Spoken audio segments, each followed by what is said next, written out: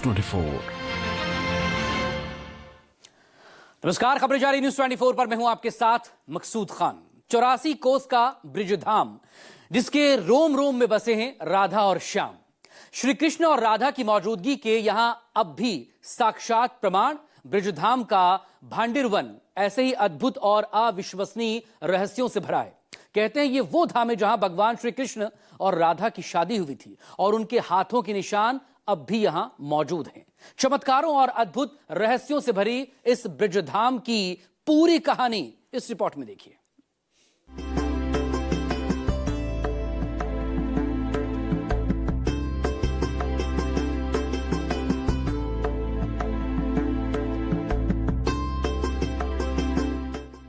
ब्रज नगरी का वो पावन धाम, कण कण में जहां श्यामा श्याम, जहां हुआ राधा कृष्ण का विवाह, चतुर्मुखी ब्रह्मा बने जिसके गवाह। श्री जी श्री कृष्ण के जहां हैं कई रूप, बड़ा अनोखा है वहां का वेणुगोप। श्री कृष्ण को लगा गौहत्या का पाप, 68 करोड़ तीर्थ का यहां मिलता लाभ। जहां मिलता अलौकिकता का प्रमाण, राधा कृष्ण के हैं हाथ के निशान। जहां बांधे जाते हैं मन्नत के धागे, हर आने वाला कहता है राधे राधे।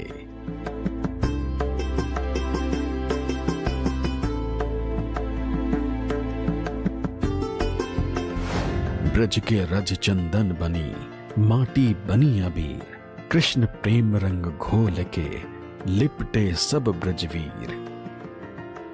ब्रज जिसकी महिमा अमर है, ब्रज जिसकी माटी चंदन के समान है, जो 84 कोस यानी करीब 360 किलोमीटर की परिधि में फैला है, जिसका कण कण दिव्य और अलौकिक है। कहते हैं ब्रज में कण कण में भगवान श्री कृष्ण का वास है। आप जहां जाइए भगवान श्री कृष्ण से जुड़ी तमाम कहानियां किस्से आपको सुनने को मिल जाएंगे। और ऐसे एक चमत्कार की कहानी जो है वो वृंदावन में सुनने को तब मिलती है जब ये कहा जाता है कि यहाँ पर भगवान श्री कृष्ण और राधा माता का विवाह हुआ था।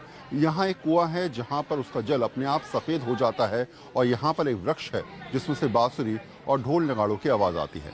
तो ऐसी बहुत अनगिनत कहानियाँ हैं जो किस्सों के साथ प्रचलित है और हज़ारों साल से लोगों की ज़ुबान पर है और लोग आते भी हैं और यहाँ पर चमत्कार को अपने सामने पाते भी हैं। तो चलिए इस बार चलते हैं ब्रज की भूमि में और समझाते हैं आपको कि आखिर कृष्ण से जुड़ी तमाम कहानियाँ किससे किस तरीके से आज भी जीवंत हैं।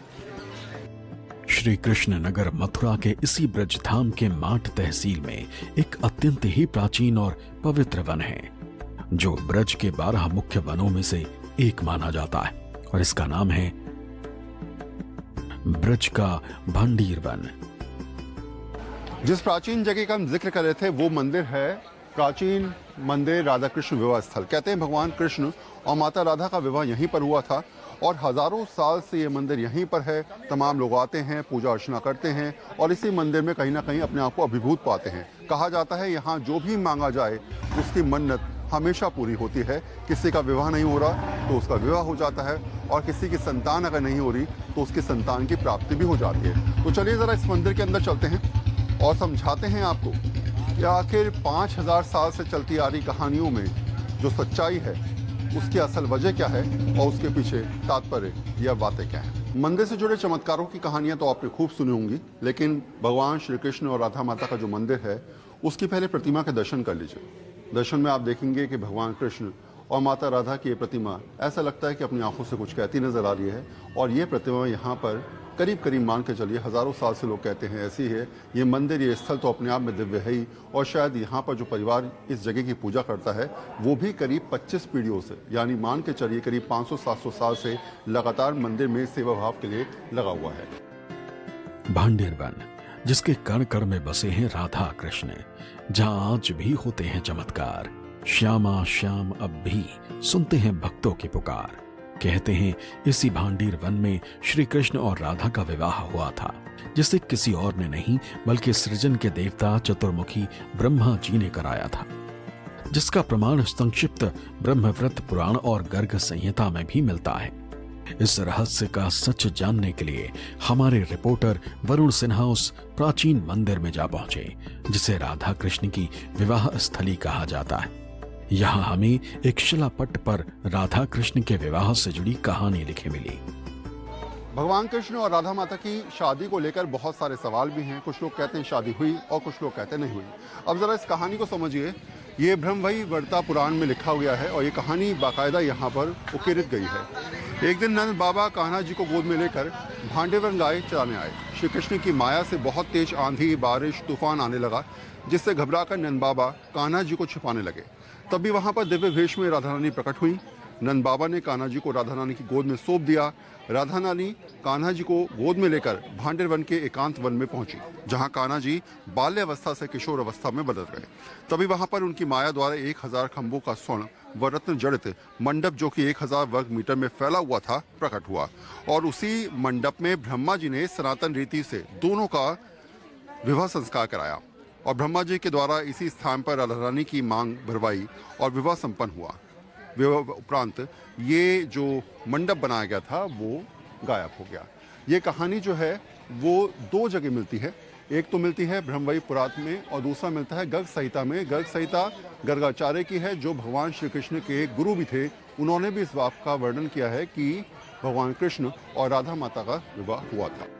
इस कहानी की गहराई को जानने और समझने के लिए हमने मंदिर के अंदर प्रवेश किया तो हमारी मुलाकात वृंदा देवी से हुई, जिनकी पिछली 25 पीढ़ियां इस मंदिर की सेवा कर चुकी हैं। हमने राधा कृष्ण के विवाह के बारे में जब उनसे पूछा तो सुनिए उन्होंने हमें क्या बताया। इस स्थान का नाम है भांडेर वन, जहाँ राधा रानी का विवाह हुआ है। पूरे ब्रज में आपने दर्शन किए होंगे तो ठाकुर जी के हाथ में बंसी मिलेगी और कहीं लड्डू मिलेगा। आज ध्यान से दर्शन करो, ठाकुर जी के तो चुटकी लेके राधा रानी की मांग में सिंदूर भर रहे हैं कन्हैया जी। पूरे ब्रज में क्या, पूरे विश्व में अकेला मंदिर है जहाँ राधा रानी का विवाह हुआ है। राधा रानी बड़ी थी, कन्हैया छोटे थे, तो राधा रानी ने कन्हैया को अपने बराबर का बना लिया था। तो आकाश मार्ग से ब्रह्मा जी जा रहे थे, बोले मेरी कहीं पूजा नहीं होती और मेरा मनोरथ है कि इन दोनों का विवाह मेरे द्वारा कराया जाए। तो सब बोलेंगे राधा रानी का विवाह किसने कराया? ब्रह्मा जी ने। पिता का और पंडित का कर्म ब्रह्मा जी ने किया है, कन्यादान भी ब्रह्मा जी ने किया है, पंडित कर्म ब्रह्मा जी ने किया है। वृंदा देवी हमें यहाँ श्री कृष्ण के चमत्कारों के बारे में बताती हैं। कहती हैं ये वही मंदिर है जहाँ श्री कृष्ण ने अपनी वेणु यानी वंशी से एक कुएं का निर्माण कर दिया था। किंवदंतियों के मुताबिक भांडेर वन में श्री कृष्ण अन्य ग्वालों के साथ गायों को चराने आते थे। इसी दौरान वक्षासुर नाम का राक्षस भगवान की गायों में बछड़े का रूप धरकर शामिल हो गया। इसके बाद उसने वहां मौजूद ग्वालों पर हमला करना शुरू कर दिया। घबराए ग्वालों ने जब इसके बारे में श्री कृष्ण को बताया, अपनी दिव्य दृष्टि से पल भर में श्री कृष्ण समझ गए कि ये असुर है। भगवान ने उसका वध कर दिया। इसके बाद ग्वालों ने श्री कृष्ण पर गौ हत्या के पाप की बात कही। कहते हैं इसी को हत्या के पाप से मुक्त होने के लिए श्री कृष्ण ने अपनी वेणु से यहाँ वेणुकूप का निर्माण किया था। दूसरी लीला है, सामने कुआं है, भगवान ने बंसी से प्रकट किया था वेणुकूप। बक्षासुर नाम का राक्षस था, तो भगवान गाय चरा रहे थे, तो बछड़े का रूप धारण करके भगवान की गायों में आके मिल गया और गायों को मारने लगा। तो ठाकुर जी तो लीलाधारी हैं, उन्होंने उसका उद्धार कर दिया। तो आप जैसे ग्वाल वाल सभी साथ में थे, तो ठाकुर जी से बोले तुम गौ हत्यारे हो, पापी हो, आपने तो गाय के बछड़े को मार दिया। ठाकुर जी बोले मैंने तो एक असुर का उद्धार किया है, राक्षस था कि था तो गाय के रूप में, कि अब क्या करना चाहिए जिससे गौ हत्या के पाप से मुक्ति मिलेगी, कि सभी तीर्थों में जाओ, स्नान करके आओ, तब गौ हत्या के पाप से मुक्ति मिलेगी। ठाकुर जी बोले बहुत समय लगेगा, सारे तीर्थों में स्नान करने जाऊंगा, आपने विश्वास किया नहीं किया मैंने स्नान किया है कि नहीं किया, इससे अच्छा तुम्हारे सामने कुआं प्रकट करता हूँ। तो पहले यमुना जी बहती थी यहाँ होके, यमुना जी के किनारे भगवान ने बंसी से कुआं प्रकट किया और उसमें खड़े हो गए। सभी देवता अपने नाम का जल छोड़ते गए, भगवान ने गौ हत्या का दोष निवारण कर लिया। ठाकुर जी बोले मैंने गौ हत्या की, मैंने दोष निवारण कर लिया, लेकिन मुझसे ज्यादा दोषी आप हैं। क्यों? कि मैंने गौ हत्या की और आपने देख ही नहीं थी क्या? तो पाप करने वाले से देखने वाले को ज्यादा होता है। बोले भगवान अब हमें क्या करना चाहिए? कि अब जो मैंने स्नान किया उसका पानी फैल रहा है, इसमें तुम स्नान करो। ठाकुर जी ने जो स्नान किया था उसका पानी फैल रहा था, उनमें ग्वाल वालों ने स्नान किया था। उन कुंडियों में आज वही माताएं स्नान करती हैं जिनके बच्चे नहीं होते, गर्भ खंडित हो जाते हैं। उनमें स्नान करने से मेरी राधा रानी उनकी गोद हरी भरी करती है। श्री कृष्ण की वेणु से बने इस वेणुकूप की अपनी महिमा है। इसे त्रिवेणी कूप के नाम से भी जाना जाता है। माना जाता है कि भगवान ने खुद को दोष मुक्त करने के लिए 68 करोड़ तीर्थों के जल का यहाँ आह्वान किया था और उस जल से स्नान कर खुद को गौहत्या के दोष से मुक्त किया था। पूरे ब्रह्मांड में जितनी भी जलधारा हैं उनको तीर्थ बोला गया है। जिसमें भगवान विष्णु शयन करते हैं वो क्षीर सागर भी उसमें सम्मिलित है। और दूसरी बात, भैया मैं यहाँ तीर्थों के स्नान करने नहीं आया हूँ, मुझे अभी बहुत काम करने हैं संसार के लिए। कि प्रभु जब आप नहीं कर पाओगे तो लोग कैसे कर पाएंगे। हाँ ये बात ठीक है। देखो भैया मेरे पास इतना समय नहीं है कि मैं तीर्थों में जाकर हूँ, लेकिन आप लोग चाहो तो मैं 2 मिनट के लिए सभी तीर्थों को यहाँ बुला सकता हूँ। तो बोले वाह भगवान, तीर्थ आपका ही आदेश मानेंगे, वो और किसका आदेश मानेंगे। कि ठीक है तो आप 2 मिनट रुको। भगवान ने बंसी को छुपाया और कुएं का रूप प्रकट कर दिया। भगवान कुएं में बैठ गए। सभी तीर्थ आए, बड़े बड़े सोने चांदी मणि माणिक्य के घड़ों में भर भर के जल लाए अपना और भगवान के ऊपर जल छोड़ दिया। इस कुएं के दर्शन मात्र से 14 अवतारों के दर्शन का पुण्य प्राप्त होता है। आचमन करने से पुनर्जन्म नहीं मिलता है। छींटे लगाने से सारे पाप नष्ट होते हैं। एक परिक्रमा करने से सारे तीर्थों की परिक्रमा का पुण्य प्राप्त होता है। और स्नान करने से 68 करोड़ तीर्थों के स्नान का पुण्य प्राप्त होता है। कहते हैं इस कुएं के पानी से नहाने से भक्तों के पाप नष्ट हो जाते हैं, निसंतानों को संतान की प्राप्ति होती है। सोमवती अमावस्या के दिन तो इस कुएं में एक अलौकिक चमत्कार देखने को मिलता है। कहते हैं इस रोज इसमें क्षीर सागर का जल आता है, जिसकी वजह से इस कुएं का पानी दूध जैसा सफेद हो जाता है। सोमवार की अमावस के दिन, जिस दिन सोमवती अमावस होती है, उस दिन इस कुएं का जल सफेद हो जाता है, दूध जैसा हो जाता है। अच्छा।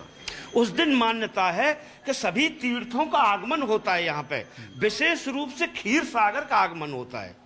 जो खीर भगवान विष्णु शयन करते, खीर माने दूध, दूध के सागर में वो शयन जो करते हैं, उसके प्रभाव से कुएं का जल सुबह 4 बजे से शाम को 5 बजे तक दूध जैसा रहता है। 5:15 पे अंतर ध्यान हो जाते हैं। ये पानी पूरा जो है वो सफेद हो जाता है। बिल्कुल सफेद हो जाता है, एकदम दूध जैसा। वैसे कहा यह भी जाता है कि यह कुआं सतयुग के वक्त भी मौजूद था। भगवान का मत्स्य अवतार जिनके लिए समंदर छोटा पड़ रहा था, वो इस कुएं का छोर नहीं ढूंढ पाए थे। ये जो कुआं है प्रभु जी, ये सतयुग का कुआं है। वैसे तो जिस समय मत्स्य भगवान का अवतार हुआ था, उस समय मत्स्य भगवान को 1.5 घड़ी के लिए इस कुएं में रखा गया था। हर जगह छोटी पड़ रही थी, कमंडल छोटे पड़ गए, समुद्र नदियां सब कुछ छोटे पड़ गए। जब यहाँ ला के आए तो 1.5 घड़ी तक मत्स्य भगवान इसका किनारा नहीं ढूंढ पाए थे। उनसे 100 गुना विशाल हो जाता। फिर देवताओं ने आकर के स्तुति किया। दूसरे नंबर का श्लोक मत्स्य पुराण का श्लोक है, चतुर्दशावतारणम लीलोद्भव स्वरूपने दग्धोफानमयोद्भूतम मत्स्यकूप नमस्ते। सारे देवताओं ने आके स्तुति की है इसकी कि वाह प्रभु, मत्स्य भगवान का आपने अभिमान यहाँ खत्म किया है। नहीं तो इनका अभिमान ये हर जगह पर छोटी पड़ती जा रही थी। लेकिन 1.5 घड़ी 3.5 घंटे तक इसका किनारा नहीं ढूंढ पाए थे। अच्छा, कोई कहता है कि इसकी गहराई कितनी है, इसके बारे में किसी को आज तक किसी को भी पता नहीं है। इसकी गहराई रस्सी डालते हैं तो किसी दिन तो 100 फीट भी चली जाती है, किसी दिन चलती ही जाती है, और किसी दिन 10 फीट पे भी चली जाती है। ये हाल होता है। ये साक्षात कृष्ण है। त्रेता में इस कुएं का नाम यक्षकूप था। त्रेता बहुत बड़ा युग था। भगवान राम इधर आए नहीं, विलुप्त हो गया, कोई लीला नहीं हुई। त्रेता में यह विलुप्त हो गया। द्वापर में भगवान श्री कृष्ण आए, उन्होंने बंसी से दोबारा इसको प्रकट किया। द्वापर में वेणुकूप के नाम से जाना जाता है। और कलयुग में लिखा हुआ है ऊपर वाला श्लोक, नमो भांडीर संघ के, कलयुग में भांडीर कूप के नाम से जाना जाएगा। ये महिमा है इस कुएं की। मान्यता ये भी है कि भांडेर वन में मौजूद राधा कृष्ण की इस विवाह स्थली के मंदिर में जो मन्नत का धागा बांधता है, उसकी मन्नत पूरी जरूर होती है। अच्छा, पीछे में देख रहा हूँ यहाँ पर ये कुछ कलावे रखे हुए, बंधे हुए हैं। इनके पीछे कोई तात्पर्य है, क्या वजह है? कोई मन्नत होती है, कुछ मांगते हैं लोग? ये अपनी मन्नत होती है। जैसे किसी बेटा की शादी में अड़चन आ रही है या किसी बेटियों की शादी में अड़चन आ रही है, तो यहाँ कलावा बांधते हैं उसके बाद राधा रानी उनकी मनोकामना पूरी करती है। अच्छा। ये मन्नत का धागा है, और ये सदियों से चलता आ रहा है ये भी? सदियों से चला रहा है। देखो आप कितना इकट्ठा हो रहा है, और कितने जिसकी वर्ष मन्नत पूरी हो जाती है वो फिर आके वो फिर दोबारा दर्शन करने के लिए आते हैं। एक भक्त है मेरे साथ, आपसे बात कर सकता हूँ मैं? लोग मन्नत के लिए करते हैं, तो आप भी मन्नत मांगने आई हैं? जी। कहाँ से आई हैं आप? कानपुर से। कानपुर से आई हैं। और कानपुर से पहले आ चुकी हैं आप या आपको फर्स्ट टाइम आपका आना हुआ है? पहली बार आना हुआ है। पहली बार आना हुआ है। और पहली बार वृंदावन बहुत बार आए हैं, लेकिन यहाँ भांडीर वन पहली बार। अच्छा, मांडीवर पहली बार आई। जी। और